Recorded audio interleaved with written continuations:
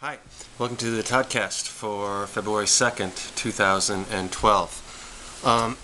I'm back here today at Gallagher's Flea Market, minding the store for a couple hours, and if we don't get any customers in the next few minutes, I thought I'd be able to do a Toddcast. I think today what I'm going to talk about is maybe a couple of the local bars and or some of the observations I've had about this place that I've been wanting to write about, have actually written about in the Podunk Picayune, but there's some other things I wanted to add, so we'll see how much I can get to excuse me, in this Toddcast. Regarding the Podunk Picayune, which is my fake local paper, I haven't written in that for a while because I've been trying to get a letter published in the real local paper, and that's a bit of a story.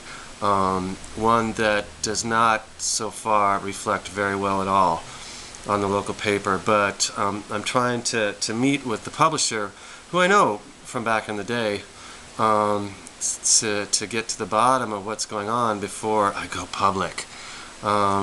So hang in there, all 5 of you who read the Podunk Picayune. Alright, back to the Toddcast, which I bet gets at least 10 viewers. Double the audience.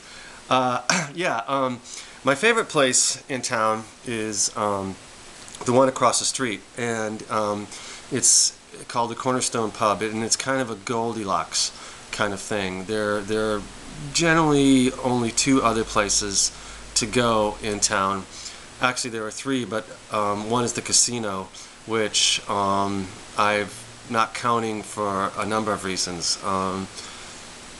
If I haven't already, I probably will go on an anti-casino screed for a Toddcast, but I'm leaving that one out for a number of reasons. So the other 3 are going to be the ones that this one's too hot, this one's too cold, this one's just right. I guess let's go with the too cold. Although this is a place that I'm starting to take a bit more of a shine to, but the too cold place is on the edge of town, and it's probably has the best food in town. Their prime rib is fantastic. But they even have some pretty decent non-Iowa food. They have a seafood fettuccine that's really good. I've been to some of the best restaurants on earth, living in New York and in the Bay Area. Of course, I always order a hamburger there, but I know what good food is. I just eschew it. I'm sorry, I briefly thought of a joke regarding chew with that eschew, but I'm going to spare you. So I know what good food is, and there's some good food out there, and I will order food from there because my mom likes it, and so I'll get it to go, and I'll take it home to her, and I'll get something for me and eat it at home as well. But I don't like to eat there because of the crowd. They're sort of the mockers in the town, the movers and the shakers, the collar wearers, the real estate sellers, the insurance sellers, the upper class. And this is, I actually went there last night, as is I normally do on Wednesday nights after I work out to pick up food. But while I was sitting there waiting to get my food, I was sitting at the bar, I actually overheard somebody talk at length about how Newt Gingrich is a smart guy. And it just made me think of that line by Paul Krugman that Newt Gingrich is sounds like what a stupid person thinks a smart person sounds like. And I knew what that meant, but there's a definite twist. Gingrich is just smart enough to be self-interested and to justify his own pursuit of his own interests. And that's what these people are as well, in general, out there. Like I said, they're insurance sellers. They own ag companies, things like that. Their job is to justify their higher position in the society for working less.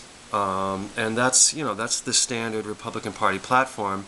But since Gingrich, will talk about colonies on the moon and things like that every now and then, for that sort of self-interested intelligence, he's extra smart or extra bright. And I mean, when I was thinking about that place, and I thought, this is probably the kind of place where somebody is going to say that Newt Gingrich is smart. And sure enough, it happened last night.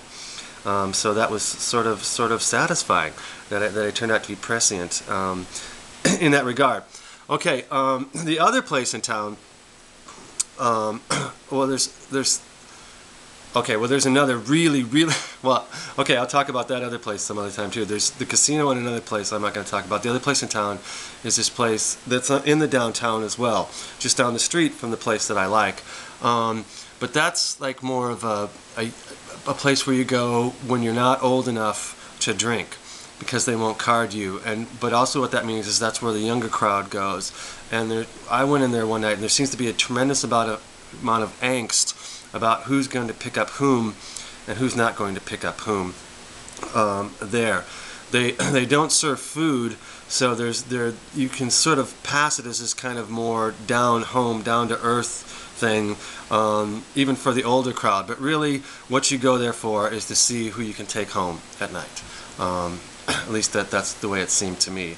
And I'm at least 20 years past that, so that's not really my place. Although it does have this fantastic old bar still there, which is nice, but that's not reason enough to go there, especially since their best beer is Budweiser, and that's just not good enough for me.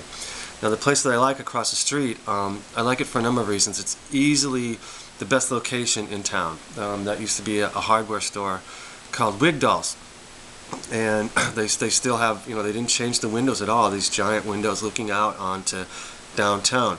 And there's a little window nook in the back where I like to go, because there's a plug in there, I can plug in my computer and sit there and have a few beers while I eat, and then also I can do some writing or whatever. I suppose that might seem pathetic that I'm going to a bar to do some writing, but it would seem to me even more pathetic if I was sitting in my mom's basement writing. I mean, at least I get out. And I like to get out to that place. They know me there by now. They treat me very well. That's that Cher song, "You want to go where everybody knows your name." Well, I want to go where everybody knows me as that guy who brings his computer, because I heard myself referred to it as that once. I love how they forget I'm sitting there and will be themselves. And in fact, that was maybe sort of the highlight of this Toddcast. I wanted to, and prompted me to do it today. I wanted to tell, and I've been picking up a number of lines, things overheard at a local bar, and I guess I'll do them in chronological order, even though I don't know if that's the best one. But they have on Tuesday nights they have wing night, which is the barbecue chicken wings with all kinds of different sauces. And I was sitting up there one time, and this guy. Who looks like he's been in a couple wing eating contests. He looks like, well, if he was separate in half, and there's enough of him, he would look like two people who've been in a wing eating contest. He's sort of that typical obese American, or he would be, he'd be the picture in the dictionary next to that. And he's also sort of a typical burger in a way, in that he always wears, that's not the collar wearing crowd there. That is the NASCAR or sports team wearing crowd. It's also the ball cap wearing crowd. I'm trying to get to the bottom of, what are the differences, why do so many people wear ball caps there, these kinds of things, but he's definitely one of those guys. But he was talking to another guy at the bar, and he goes, "Never again will I get in a wing eating contest." Talk about, sometimes the hard lessons are the best ones. And then on a Saturday night, when that's the other thing about the bars here as opposed to bars in other places, since this isn't like Oakland or New York where at least in Oakland, smoking pot is practically legal. And in New York, it's prevalent enough that it just as well be as well. Although there's some problems with that, you have to be really careful. But still, there's not as much emphasis on those two places on drinking. Here, oh my God, people drink like crazy.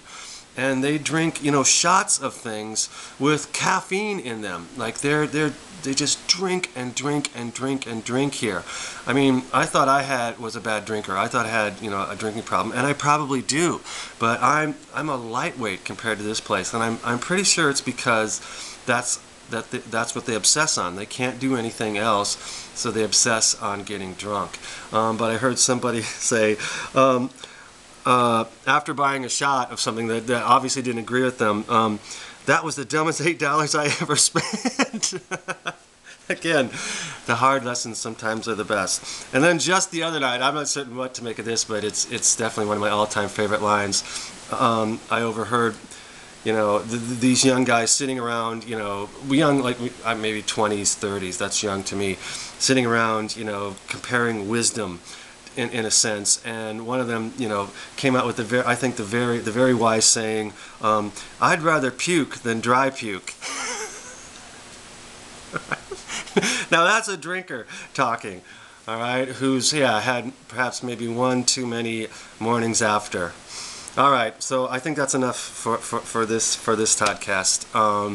Yeah, again, there's a couple more places in town that I might talk about as well, but that's sort of my Goldilocks survey of the local bars.